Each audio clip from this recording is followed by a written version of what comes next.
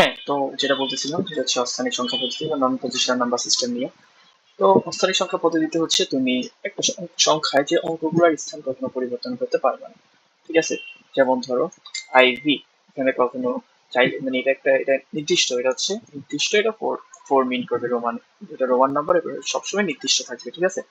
তো এগুলো হচ্ছে মূলত প্রাচীন পদ্ধতিগুলো হচ্ছে অস্থানিক সংখ্যা পদ্ধতি, মানে প্রাচীনকালে যে পদ্ধতিগুলো ব্যবহার করা হতো, যেমন ব্যাবিলনীয়, তারপর মিশরীয়, তারপর রোমান। তো ওই সময় মূলত অস্থানিক সংখ্যা পদ্ধতিটা বেশি ব্যবহার করা হতো, এখনো হয়। ঠিক আছে?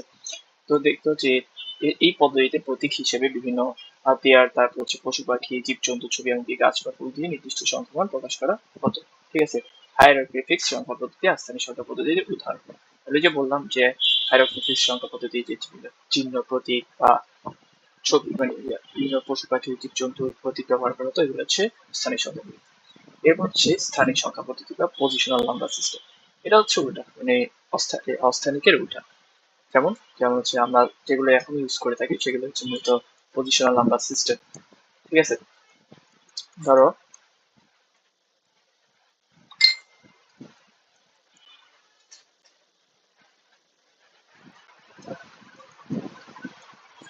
ধরো তুমি লিখলা যে বর্তমানে আমরা যেগুলো ইউজ করি, যেমন 12,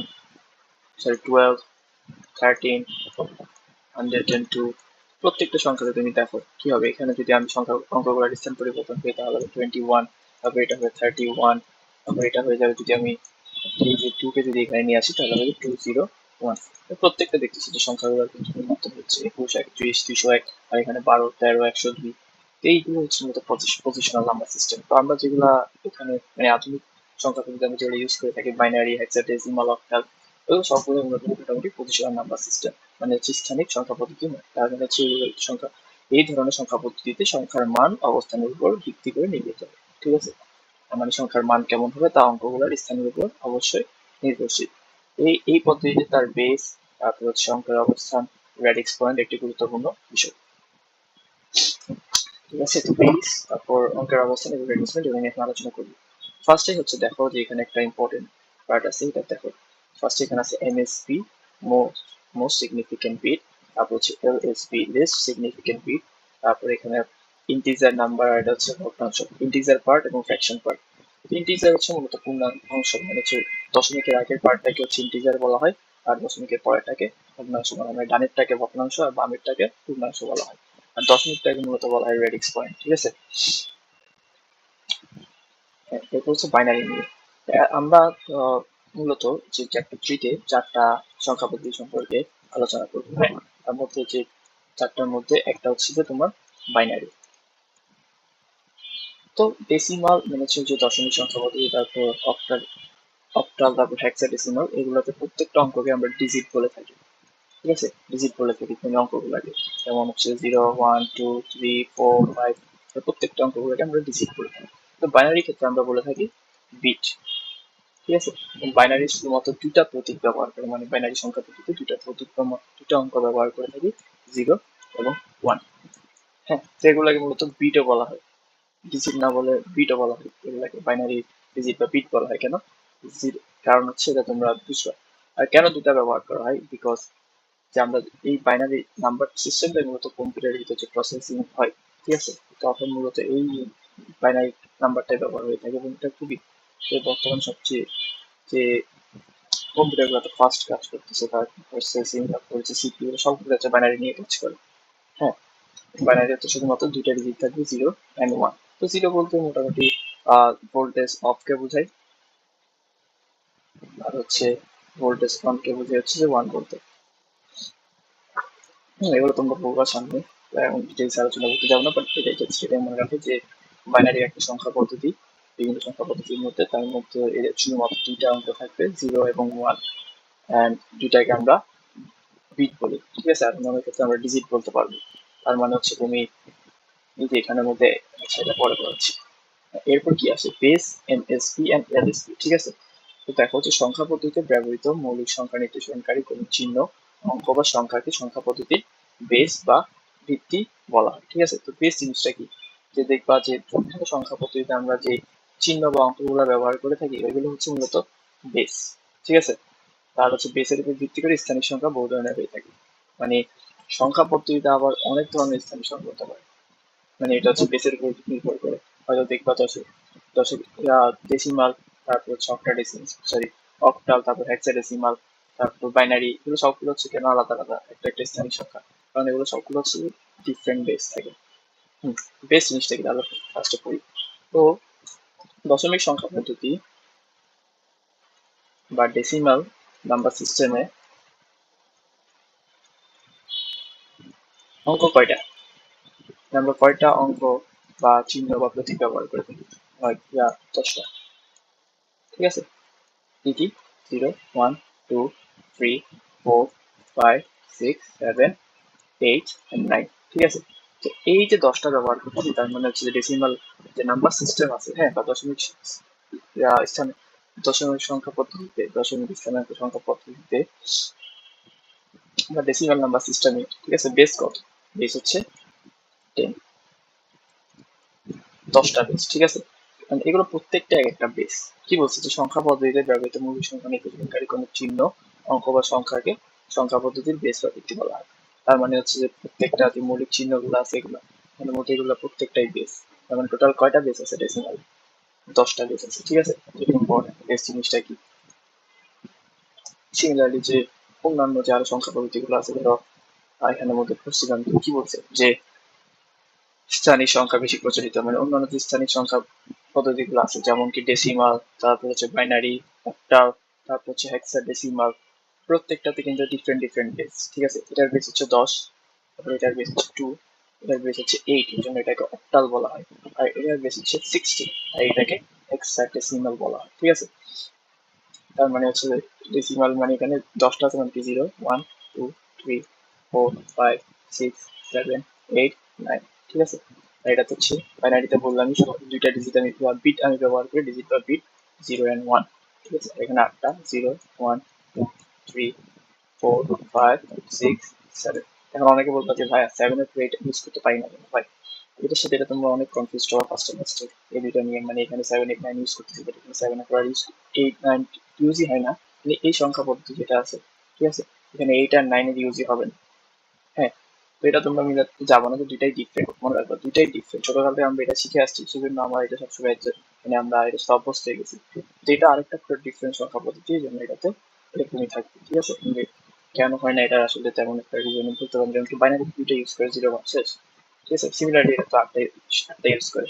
এগুলোর বিভিন্ন কাজ আছে, বাট আমরা বেশি এটা ইউজ করি মানে আমাদের রেগুলার লাইফে, সেজন্য আমরা এটা বেশি অভ্যস্ত। তো হেক্সাডেসিমাল সিমিলারলি 16টা বেস, এটার বেস 16, তার মানে 16টা বেস আছে 0, 1, 2, 3, 4, 5, 6, 7, 8, 9, তারপর হচ্ছে এ, বি, সি, ডি, ই, মেবি 16টা আছে, 10টা, 11টা, 12, 13, 14, 15, 16, হ্যাঁ 16টা বেস। তো ঠিক আছে, এখানে কি বলছে যে কিছু কিন্তু গাণিতিক হিসেব বা ডিজিটাল বর্তনীতে সংকেত প্রদানের সুবিধার্থে, মানে এগুলো বিভিন্ন কাজে আমরা ব্যবহার করে থাকি।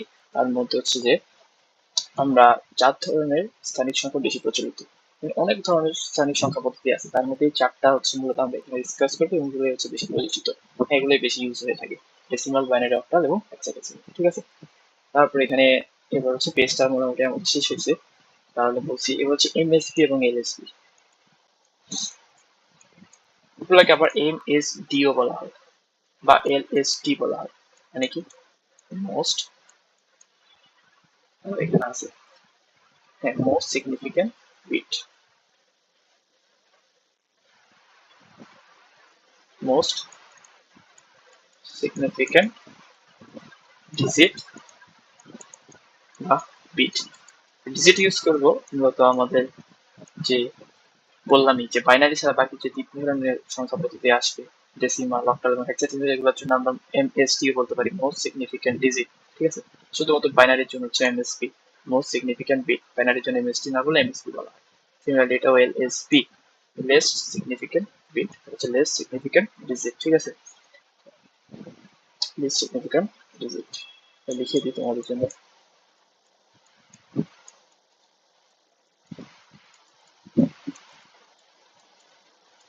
ডিজিট বা বিট। বিট ইউজ হয় মোটামুটি কিসের জন্য? বাইনারির জন্য। ঠিক আছে, এখন দেখো যে এটা মোস্ট এমএসডি আর এলএসডি কি বোঝায়। এটা একটা সংখ্যা আমি লিখছি 1, 2, 3, 123., আচ্ছা 123 লিখি। ঠিক আছে, এখন তুমি দেখো যে এই সংখ্যাটা, যে এই পাশে যে সংখ্যাটা আছে, সর্ববামের যে সংখ্যাটা আছে, ঠিক আছে, তো ওখানে যদি সর্ববামের সংখ্যাটাকে যদি তুমি 2 দাও তাহলে হবে 223। মানে এই যে এই অঙ্কটা তুমি চেঞ্জ করলে এই সংখ্যাটার মানে সংখ্যাটার মান সবচেয়ে বেশি চেঞ্জ হবে, সবচেয়ে বেশি বেড়ে যাবে, ঠিক আছে। এই জন্য এটাকে হচ্ছে মোস্ট সিগনিফিকেন্ট ডিজিট বলা হয়। এটাতে তুমি যত পরিবর্তন করলে সবচেয়ে বেশি এটার উপর এই সংখ্যার মানের উপর ইম্প্যাক্ট আসবে। হ্যাঁ, সিমিলারলি এই যে একদম ডানে যেটা আছে এটাকে তুমি লিখলে ধরো 4, তাহলে 124। তাহলে এখন ইম্প্যাক্ট খুবই কম পড়ছে, মানে সংখ্যার মান খুবই কম চেঞ্জ হয়েছে। তার মানে এটা সিগনিফিকেন্ট বা গুরুত্বটা সবচেয়ে কম, মানে ডানেরটার জন্য এটাকে লেস সিগনিফিকেন্ট ডিজিট আর বামেরটাকে মোস্ট সিগনিফিকেন্ট ডিজিট বলা হয়, ঠিক আছে। আশা করি তুমি বুঝছো, যে এখানে দেখলে ক্লিয়ার হবে আরো। হ্যাঁ, যদি দশমিক থাকে তাহলে কি হবে, ধরো 123.45, তাহলে একদম ডানেরটা এটা আর একদম বামেরটা এটা, তাহলে এটা হবে MSB, এটা হবে LSP। মানে সর্ববামেরটা হচ্ছে মোস্ট সিগনিফিকেন্ট বিট, সবচেয়ে বেশি গুরুত্বপূর্ণ বিট বা ডিজিট, আর এটা সবচেয়ে কম গুরুত্বপূর্ণ বিট বা ডিজিট। দশমিকের পরে তুমি দেখবা, ধরো দশমিকের পরে যত ডানে যদি থাকবে তত এগুলোর গুরুত্ব কমতে থাকবে। যেমন 0.4567 8, ঠিক আছে।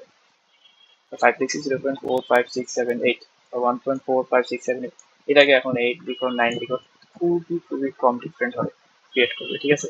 এই জন্য এই যে একদম ডানের অঙ্কটাকে বলা হয় most significant, sorry less significant bit বা ডিজিট, ঠিক আছে। আশা করি ক্লিয়ার হয়েছে তোমাদের এগুলো।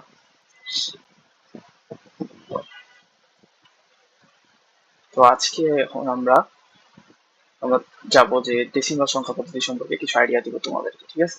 দিয়ে দেখি তার ডেসিমাল, ফার্স্ট আমরা ডেসিমাল নিয়ে আলোচনা করি।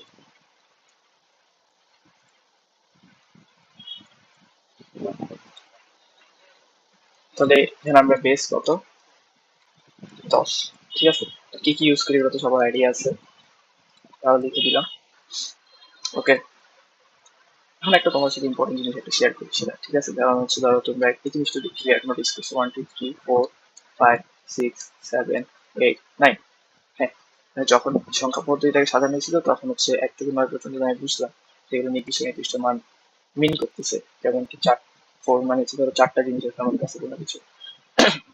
9-এর পরে আসলে আমি কি লিখবো, এটা কেমনে ডিটারমাইন হয়েছিল তখন। হ্যাঁ, 9-এর পর যে 10 আসছে এটা কেমনে আসছে, তার জন্য আমি তার একটু মানে ইজি করে দিতে পারি। ধরো হচ্ছে সেটা 0 থেকে শুরু ছিল, সরি 0 থেকে শুরু ছিল, 0 1 0 1 2 3 4 5। তাহলে এখানে ফার্স্ট অঙ্কটা কি ছিল, 0, আমি 0 থেকে শুরু করছি, ঠিক আছে। এই ফার্স্ট অঙ্কটাকে আমি আবার এখানে ডাবল করে করে লিখি।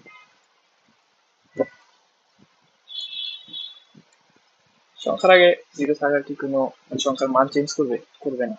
হ্যাঁ, এখন যেহেতু 9 পর্যন্ত আমার 10টা বেসি লেখা কমপ্লিট হয়ে গেছে, আমি এরপরে কি লিখবো এটা ডিসাইড করার জন্য আমি ধরো এখানে সেকেন্ডটাকে 0-এর জায়গায় বসালাম, 1কে আবার আমি এখান থেকে স্টার্ট করলাম, 1 1 1 1, তারপর হচ্ছে এবার এদিকে আবার যেতে থাকলাম 1 2, এবং যেতে যেতে লাস্টে আবার 9 পর্যন্ত আসলাম।